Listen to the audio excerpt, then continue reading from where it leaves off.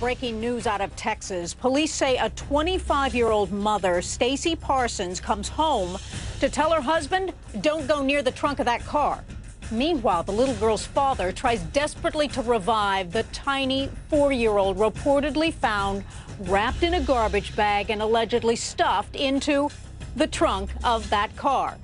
And we have just gotten word the cause of death has just been released. It was revealing that this little girl was killed 3 times over. Police in Texas say a young mom murdered her daughter, shoved her in a plastic garbage bag, stuffed her in the trunk, and then drove home. Told me if I leave her, that she'd kill the baby. The husband reportedly told Parsons the night before the killing that he wanted a divorce. And a renowned 41-year-old Florida State University law professor and father of 2, Dan Markle, is rushed to the hospital after he sustains a gunshot wound to the head in his home. Now he is dead. No signs of robbery or burglary. Police are saying this was not a random crime. He was targeted. Who would want to murder the Harvard-educated FSU professor? FSU law professor Dan Markell gunned down in his own home. And a gunshot wound to the head. And there's still a lot of mystery surrounding it. Police are sorting through clues to find his killer. A 98-year-old wheelchair-bound woman is left alone in a sweltering pickup truck for nearly 5 hours. Why? Her son reportedly leaves her while he tries his hand at the local casino. A 68-year-old man was arrested for leaving his 98-year-old mother alone in a pickup truck while he went to a Maryland casino. Parked in the garage with a window cracked open in 81-degree weather. Investigators say she'd been there nearly 5 hours while McGinnis gambled inside. And police rush to the scene after a 911 call comes in about a baby left alone in a car seat, wrapped in a blanket, trapped in a hot car. Yes, another baby left alone in a hot car. Where was the mother? We'll tell you.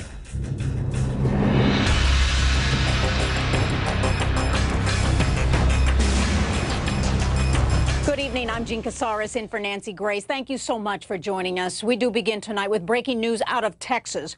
Police are saying a 25-year-old mother, Stacy Parsons, comes home to tell her husband, don't go near the trunk.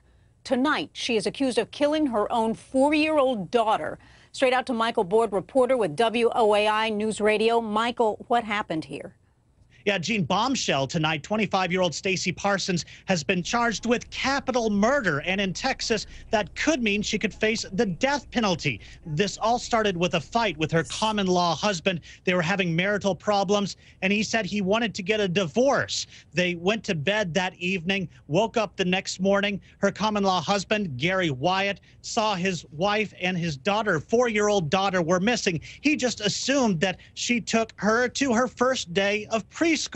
She later returned that morning without her daughter, parked the car in the driveway, and just started walking away from her home. He chased after her and tried to get a hold of her, and all she would say is, I wouldn't go in that car. He raced back to his own car, looked in the trunk, and Gene, that's when he made this grisly discovery. Now, everybody, you're looking at this beautiful little girl. This was her first day of preschool. Her mother was supposed to take her to preschool. Her father thought that that's where the mother had taken her.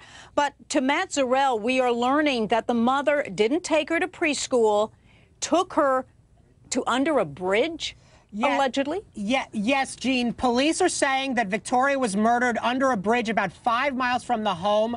Parsons allegedly then put the body in a plastic garbage bag, stuffed it in the trunk, and then drove the 5 miles back to the family home and parked the car right in the driveway. And we have just gotten preliminary autopsy reports. They were just released minutes ago.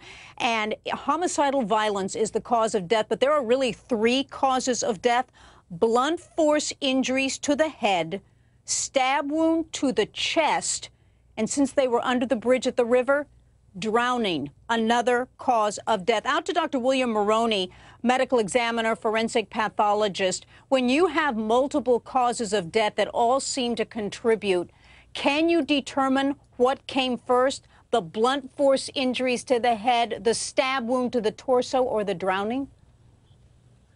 Here's the way we do this. We usually look at ABCs, airway, breathing, circulation, but anything that stops the decedent from breathing, like blunt force injury to the head, would come first.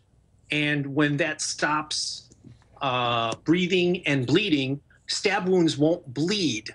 So you'll see stab wounds without a lot of blood. That would mean that the blunt force trauma to the head came first. And drowning would be assumed to be the last thing because it's the slowest. So that's how we would probably proceed with this. And with the specifics from the autopsy, that's what I would expect. Which is very significant, Doctor, because in this case, we're talking about a capital crime, a potential death penalty case, and the state of mind to show the intent to kill and the premeditation. And if one manner doesn't work, you then go to Plan B is extremely significant. To Michael Board, reporter with WOAI News Talk Radio in San Antonio, this is a Texas case, another mother allegedly killing her child. What do we know about her past? I mean, did she have a propensity for violence at all? No, she did not have a criminal history. She did not have any meetings with Child Protective Services, which would have been red flags off the start. But there are some family members who have been quoted in different articles saying that she was having some anger management issues. She, had come from a broken home. She was adopted with her sister as a child. She still had some connection to her birth mother, but, that was tenuous at times. There were some signs along the way that there might be some problems with her mental state, but that never showed up. There was not a criminal history. She didn't beat her daughter. CPS was never involved with this family. So the fact that, those weren't outward signs of problems here. There is no sign at all of a history of violent behavior. That is what the police are telling us. And this is Athens, Texas. It's 70 miles east of Dallas, Texas. To Matt Zarrell, what was her marriage like? Because we're hearing that it was very volatile, but we are hearing that she was a loving and kind mother and lady. Well, Gene, it depends on who you talk to. Her adoptive mother says that while Parsons did have a temper, she never saw it towards the baby and that Parsons appeared to be a good mother. However, the husband says that Parsons had told him weeks before the murder that if he ever left her, she was going to kill the baby. This is what he alleges. And Wyatt was concerned that there was just angry talk. Now he's concerned, Gene, that he could have set this up by the night before saying he wanted a divorce, that's to allegedly kill the child. To Wendy Patrick, prosecutor joining us out of Los Angeles, if in fact this loving mother said to her husband, if you ever leave me, I'll kill the baby, and then the night before he says, I'm leaving you, and the next day the baby's dead, that statement right there, prosecutors could use that, or would that be determined to be hearsay? Well, Gene, in a court of law, if somebody testifies, anybody's allowed to use hearsay for impeachment. And of course, in a criminal case, the defendant's statements are admissible. My guess is she's not going to take the stand and testify. Let's just go on the premise that she, as a defendant in a capital case, is not going to take the stand. Would it come in? Sure, we're allowed to use defendant's statements in court unless it's excludable for any reason. At the very beginning stages, Gene, that's one of the things that everybody's looking at is, are these statements going to be admissible, or is there some independent reason to exclude them? So you're right on the money in stating that anything she said could, in fact, be powerful evidence in court against her. A statement against her. Heather Hansen, defense lawyer out of New York. It is critical at this moment for her attorney to get a psychological exam, because that's where the defense is going to go, right? Absolutely. The defense is going to go that there is a mental issue or defect or out-and-out insanity. That's right, Gene. And everything that we've heard so far will lay that out for us. The fact that this is not part of her history. The fact that she came in and told her husband, don't go near that car. All of those things weigh in favor of some sort of a psychotic break. And in Texas, insanity defense is available. She could argue irresistible impulse. And you are 100% correct that she will need to get a psychological evaluation as soon as possible. And Peter Odom, defense attorney out of Atlanta, psychological defenses have been very helpful to mothers in the state of Texas. But the fact is, if you get in your car and you go down to the river under the bridge and you have 3 different mechanisms of causing the death, and then you go to your husband and you say, I wouldn't go near that car if I was you. that shows a knowledge of what she was doing and that it wasn't right. That doesn't necessarily preclude an insanity defense, Gene. She could have been acting under an irresistible impulse, but this mother is going to use the psychological evaluation for two reasons. First of all, she might assert an insanity defense of some kind.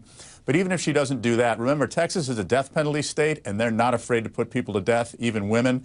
She is going to use that psychological evaluation as a mitigating circumstance so she can come out of this alive on the other end. Matt Zarrell, what else can you tell us about the facts as we know them? Okay, well, I can tell you some more details about when they found the body. A family friend who was there with the father said when he opened the trunk, he saw Victoria's leg hanging out of a plastic bag. They saw visual trauma to the head and chest. Victoria was also foaming at the mouth and her head was bashed in.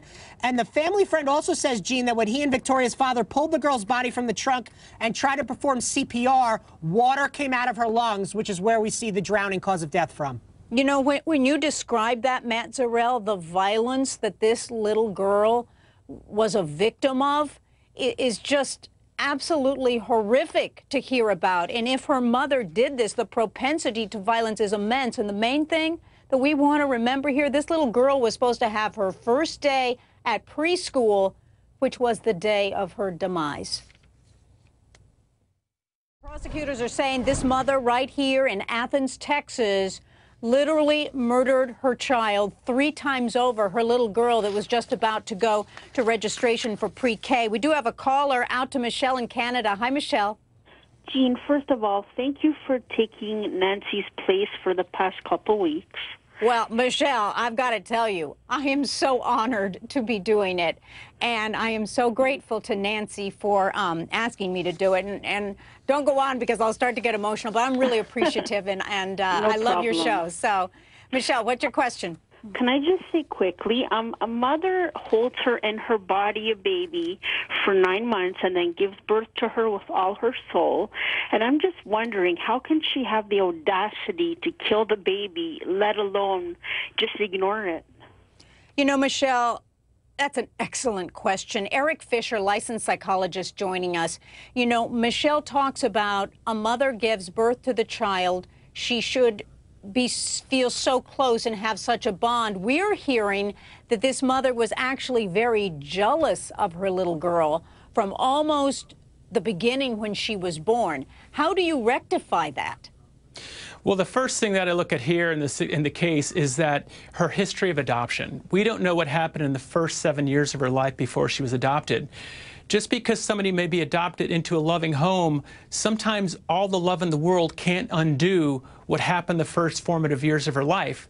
And people with attachment disorders, which often kids with adoption issues can develop, they can develop attachment disorders, they don't connect to people the same way they would. She might have felt like if she had this child that it would bring her and her husband together, but then she saw the child as a barrier between her and her husband. And often with attachment disorders, there's a very deep-seated rage that bubbles up inside, and not everybody sees it.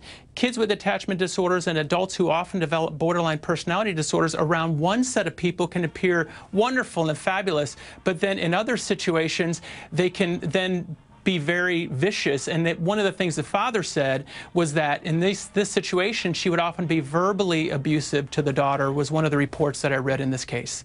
You know, to Heather Hansen, defense attorney joining us from New York, there are a lot of people that are adopted and they do not have these disorders that then cause you to kill your kid. And of course, she is innocent until proven guilty, but jurors are going to want to know a motive. Jurors are going to want to understand why a mother would do something like this when a mother-daughter bond should be so strong. Right, and that's why I think they're going to have to really investigate into what happened in her early life. They're going to have to investigate. There's been some allegation by the woman who took her in as a child that she was abused in those earlier years, and so most adopted children don't undergo that type of abuse. In addition, the fact that there must have been some type of a break. I mean, even in the pictures, she looks very different in the mugshot than she does in the prior pictures. Again, something may have happened to cause a break so that she had an irresistible impulse and she went on to commit this horrible crime. But to Wendy Patrick, this wasn't just in the blink of an eye. She had to get some instrumentalities, some murder weapons, allegedly, if the child was beaten to a pulp and stabbed. You don't find those things just normally around the river's edge under the bridge. You could, but go ahead. That's absolutely right, Jean. And, you know, that's what's really makes this case challenging on all fronts is we don't have a documented history of mental health. What we have is anecdotal evidence from people that knew the family. Unfortunately, when we don't have formal diagnoses to work with, we're left with questions like the one you just asked. If this was it a sudden break, or in fact, did she take the time to find, you know, different types of instrumentalities to commit this crime? As investigation continues, you bet those are going to be dynamite questions that jurors are going to want to know the answers to in order to determine, was this some sort of a psychic break at the last minute, or is this something that in fact was premeditated, which will make a big difference for everyone involved. And talking about premeditation, Dr. William Maroney, that little girl was found in a plastic bag inside the trunk of the car. Plastic bags normally would have to be taken also to the river's edge. Are plastic bags forensically important? Would you want to know and have fingerprints on that plastic bag or any other type of forensic evidence, even for the cause of death? Plastic retains fingerprints, plastic retains blood samples, plastic retains DNA. Plastic is an excellent container, and it's going to work against her in the forensic science. A 98-year-old wheelchair-bound woman is left alone in a sweltering truck for nearly 5 hours. Why? Her son reportedly leaves her while he goes to have some fun at the local casino. After entering the garage at 1:42 in the afternoon, he didn't come out of the casino till 7:25 in the evening. Police say while Dwight McGinnis was gambling, his mom was left behind in the vehicle for nearly 5 hours. Where a passerby called 911 for help after seeing McGinnis's 98-year-old mother apparently locked alone in his red Ford truck. All right, out to Cameron Thompson, reporter with All News 99.1 WNEW. Cameron, we talk about children left in the car. They're so vulnerable. They're young. Let's not forget the elderly, because prosecutors are saying this is elder abuse of a felony nature. What do we know? Well, and actually, to piggyback on that, the police departments who handle this are actually saying this is the first time they've ever actually seen an elder person left in the car. They've mentioned pets and kids before, but the first time that they've ever seen an older person left in the car. But as you said, what we know, 1:30 p.m., the man in question, Dwight McGinnis Jr., goes into the Maryland Live Casino, leaves his car in the parking garage, and when he was in there, his 98-year-old mother was left in the car with only a can of soda and one of the windows partially cracked, and the woman was in no condition to take care of herself and is wheelchair-bound. Now, surveillance footage shows that McGinnis never went back to check on his mother, and no one noticed that she was in the car until about 5 hours later when that concerned citizen saw and called the police. And so when they got on site and paramedics got to check for her, they said that she was in pretty good shape considering and didn't have to be taken to the hospital. And then she was picked up by a daughter who lives in the area and has since been taken there. Well, Michael Christian, what I have heard police are saying is that when they got to that car finally after 5 hours, that she was incoherent. That's right, Gene. They say that she was confused and she was originally not able to help them at all, really understand what they were asking or help them in their investigation. However, once EMS arrived, they gave her some water. She apparently felt much better. And then she sort of regained her faculties and was able to tell them who her son was, give them her son's cell phone number. They called the son, and he came to the scene roughly 10 minutes later. You know, Michael Christian, you and I talk about our mothers all the time. Your mother is in Illinois. My mother is with me in New York. And when I read this story, if I was a juror, I don't think I could be an unbiased juror, because this is a 98-year-old wheelchair-bound lady. She's not able to get out of the car to get some air. She's got to sit in the car. She can't move. For 5 hours to sit in her seat in the car. To Lieutenant T.J. Smith, who's joining us tonight from Annapolis, Maryland. He is the Media Relations Director with the County Police Department. Thank you so much, sir, for joining us. When your officers arrived to the vehicle, we have heard that that this 98-year-old lady was incoherent. She was dehydrated. There was an empty can of Coca-Cola there. Her son says it was hers, but who knows if she's really the one that drank the Coca-Cola. She must have, though, gotten to a point where she was able to give your officers her son's name. Yeah, actually, the officers got there. And as they started speaking to her, she was extremely incoherent, where she was rambling on about things and not making a lot of sense. They actually provided her with some water. She began to come around, became a little bit more coherent, and she actually had a cell phone, and she realized she had that cell phone, gave it to the officers. They found the son's phone number. In turn, they called him. When he got to the scene, as he said that he had been there to check on her, but it's not appropriate. It never is. And the weather is actually secondary in this scenario. Yes, it was a hot day. It's 80-something degrees in the mid-Atlantic area in the middle of July. It's a hot day. Yes, it is. But a 98-year-old woman should never be left alone in a car for 5 hours any time of the year, period.